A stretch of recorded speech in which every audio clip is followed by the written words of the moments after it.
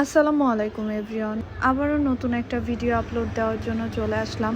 আজকে একটু নাস্তা বানাবো আর তোমাদের সাথে কিছু মনের কথা বলবো। আজকে অনেক দিন পর মনে হয়েছে একটু রং চা খাই। এই যে রং চার কথা বললাম না, এই রং চা আমরা কেউ পছন্দ করি না। আমরা কেউ পছন্দ করি না বলতে আমি আর আমার বোন দুজন কেউই পছন্দ করি না, কিন্তু আমার মায়ের রং চা ছাড়া চলতোই না। প্রতিদিন সকালবেলা ঘুম থেকে উঠে রং চা আর মুড়ি তার প্রিয় খাবার। রং চা এত পছন্দ করতো, যতই আমরা দুধ চা খাই না কেন পাশে তার জন্য এক কাপ রং চা বানানোই লাগতো।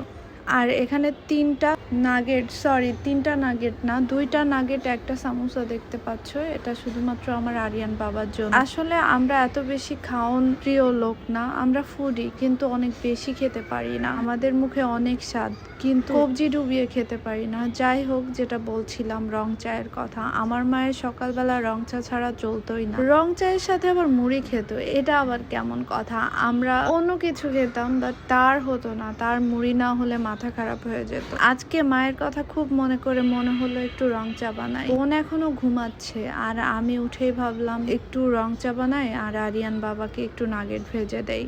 যাই হোক, আরিয়ান বাবা বলছিল আমাকে নাগেট ভেজে দাও, ভাবলাম 2 পিসের বেশি খেতে পারবে না, এ কারণে এই 2 পিস দিয়েছি। এদিকে আমি চাটাও বসিয়ে দিলাম, নিজের জন্য একটু নিয়েও নিলাম। সকালে হোক বা সন্ধ্যায় আমার মা কিন্তু দুধ চা খেতই না। সে যখন চলে যায় তার আগে কিছুদিন হয়েছিল সে খুব দুধ চা পছন্দ করত। যাই হোক, বাসার কেউ নাই, বাসা বলতে আমি তো এখন বোনের বাসায় আছি, বোনের বাসায় কেউই নাই, আমি আর আমার বোন। একটু পরে ভাইয়া আসবে, তো ভাবলাম কিছু রোল ভেজে নেই। আরিয়ান বাবাও বলতেছিল আম্মু সমোসাটা মজা হয়েছে, তুমি আমাকে আরো 2 পিস ভেজে দাও। তো আমি সবকিছু বের করে রোল আর সমোসা ভাজা শুরু করে দিলাম। সাথে আবার দুধ চাও বসাবো, কারণ রং চা শুধু আমি খেয়েছি, আমার বোন বলতেছিল একটু দুধ চা বসাও। যাই হোক, আমার জন্য বসিয়েছি। আর সবাই বলে আমার হাতে দুধ চা নাকি অনেক মজা হয়। জানি না আসলে কতটুকু মজা হয়, কিন্তু কেন জানি সব কিছুর মাঝখানে কিছু একটা মিসিং রয়ে যায়। জানি না কি মিসিং রয়ে যায়, সব কিছুর মাঝখানেও কোনো কিছু একটা শূন্যতা কাজ করে। আর কখনো হয়তো আম্মুকে আবদার করে কিছু বলা হবে না, আর কখনো হয়তো আম্মুর হাতের কোনো রান্না বা কোনো চাও খাওয়া হবে না। এটাই নিয়তি, আর নিয়তি মেনে নিতেই হবে, কারণ এটা আমি আল্লাহর কাছ থেকে এনেছি। যাই হোক, অনেক কথা বলে ফেললাম, অনেক কথা মনে আসতেছে কিন্তু বলতেছি না। কিছু সংখ্যক লোক এসে বলবে এত ঢং করি, আসলে এগুলা ঢং না, তোমরা বুঝবা না, তোমাদের তো হারায়নি।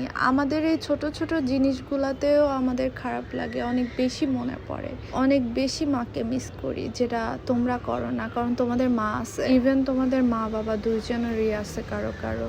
যাই হোক, এগুলা বুঝবা না তোমরা, এই ফিলিংসগুলা তোমরা বুঝবা না। দোয়া করি কারো যেন মা বাবা হারা না হতে হয় এত কম বয়সে। আমার আম্মু মাত্র 47 বছর রানিং ছিল, এই অবস্থায় মারা গেল। আমরা কি আশা করেছিলাম এই